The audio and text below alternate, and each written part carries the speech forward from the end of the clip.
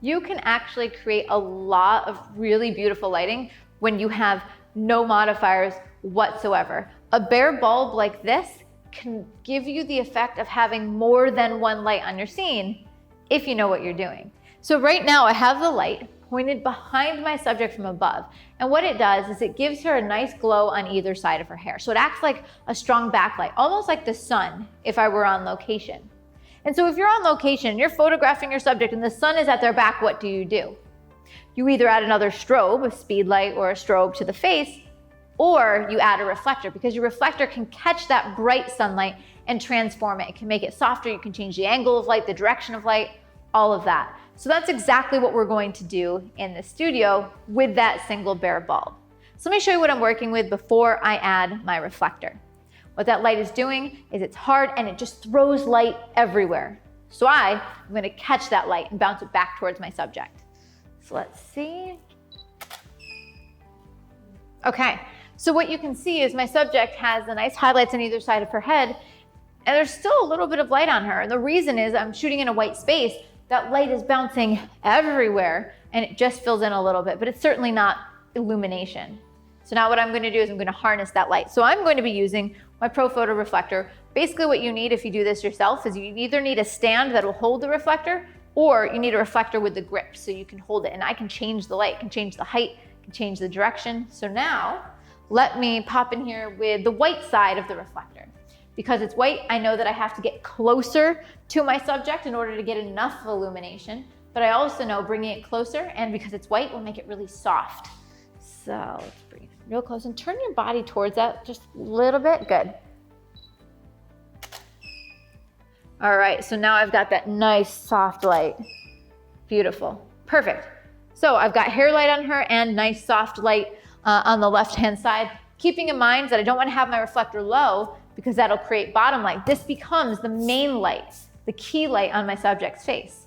So I'm going to switch to silver so I can show you the effect.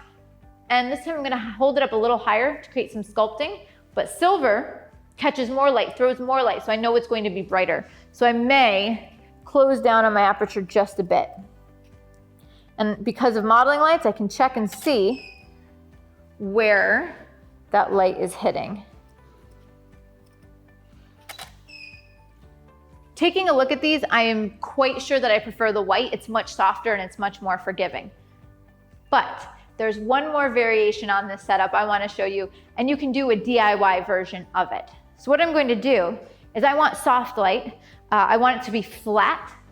And so I would have to center my reflector, which is obviously going to create a problem.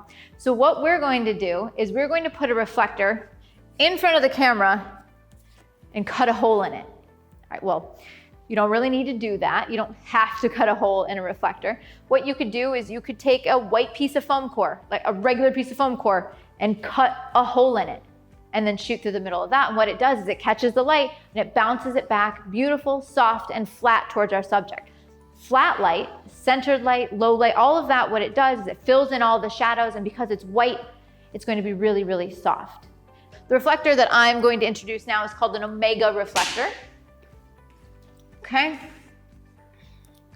So the Omega reflector is built with a hole in it.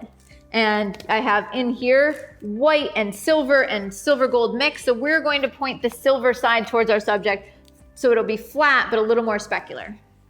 I'm going to put this in between my subject and the light and the camera, all of that. I'm going to shoot right through the opening here. And I know that it's going to catch all of that light that's flying everywhere. Let's see. Perfect. So what it gives me is it gives me really flat light. There's not really much direction to the light, but it's really even, which looks nice on her skin. So keep in mind, when you have a bare bulb, if you look, you can make it look like multiple light sources. I can have it be the rim light and the main light, or I can have it above and have it be a hair light and a rim light on either side and be a main light. I can have the light be bounced off to the side to give some sculpting, or I can place it nice and flat to the plane of the subject's face to give you really flat and glowing light.